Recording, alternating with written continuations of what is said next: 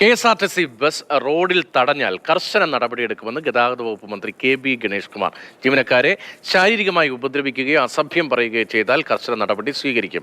AK സ്റ്റെഫിനാണ് വിവരങ്ങളുമായി. സ്റ്റെഫിൻ, കഴിഞ്ഞ ദിവസവും ഇത്തരം ബസ് ജീവനക്കാരെ കയ്യേറ്റം ചെയ്യുന്ന അടക്കമുള്ള സംഭവങ്ങൾ ഉണ്ടായിരുന്നു. പക്ഷേ ഈ വാർത്ത കാണുമ്പോൾ പെട്ടെന്ന് മേയർ ആര്യ രാജേന്ദ്രനും MLAയും ഒക്കെ ബസ് തടഞ്ഞ സംഭവമൊക്കെ എല്ലാവരുടെയും ഓർമ്മയിലേക്ക് വരും. മന്ത്രി ഉദ്ദേശിച്ച അവരെയാണോ അതോ പൊതുവായൊരു തീരുമാനമാണോ? രതീഷ്, ഇപ്പോൾ ഏതായാലും മന്ത്രി തന്നെ വ്യക്തമാക്കിയിരിക്കുന്നത് ഈ ഒരു നിർദ്ദേശം ഇറക്കിയതിന് മുന്നിൽ മറ്റൊരു ദുരുദ്ദേശം ഒന്നും തന്നെ ഇല്ല എന്നുള്ള കാര്യം അദ്ദേഹം എടുത്തു പറഞ്ഞിട്ടുണ്ട്. കഴിഞ്ഞ ദിവസം പാലക്കാടാണ് ഇത്തരത്തിൽ KSRTC ബസ് ഡ്രൈവറെ മർദ്ദിക്കുന്ന ഒരു സാഹചര്യം ഉണ്ടായത്. അതിനെ തുടർന്നാണ് ഇത്തരത്തിലൊരു നിർദ്ദേശവുമായി ഗതാഗത മന്ത്രി തന്നെ നേരിട്ട് ഈ കാര്യങ്ങൾ അറിയിച്ചിരിക്കുന്നത്. പ്രത്യേകിച്ചും ജീവനക്കാരെ ശാരീരികമായി ഉപദ്രവിക്കുകയോ അസഭ്യം പറയുകയോ ചെയ്യരുത്.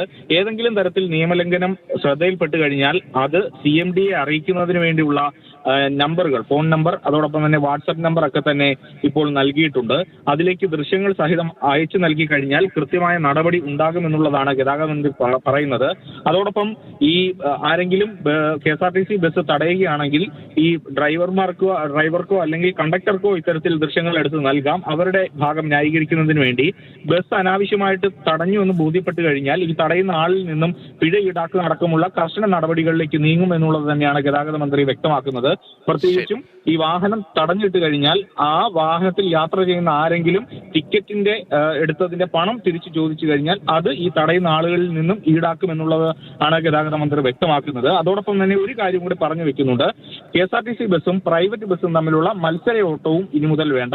അങ്ങനെ എന്തെങ്കിലും തരത്തിലുള്ള നിയമലംഘനങ്ങൾ ശ്രദ്ധയിൽപ്പെട്ടാൽ കർശനമായ നടപടി ഉണ്ടാകുമെന്നും മന്ത്രി വ്യക്തമാക്കുന്നു. KSRTC ബസ് റോഡിൽ തടഞ്ഞാൽ കർശന നടപടി എന്നതാണ് ഗതാഗത മന്ത്രി KB ഗണേഷ് കുമാറിന്റെ പ്രതികരണം.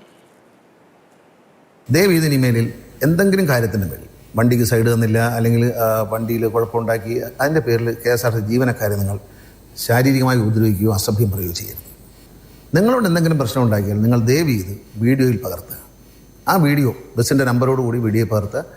നിങ്ങളോട് കണ്ടക്ടറോ ഡ്രൈവറോ അസഭ്യം പറഞ്ഞാൽ അത് ഷൂട്ട് ചെയ്തോളൂ.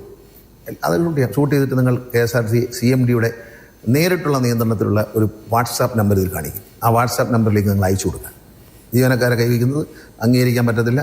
അക്കാര്യത്തിൽ അവർ അധ്വാനിച്ച് ജീവിക്കുന്നവരാണ്, രാപകൽ വണ്ടി ഓടിക്കുന്നവരാണ്.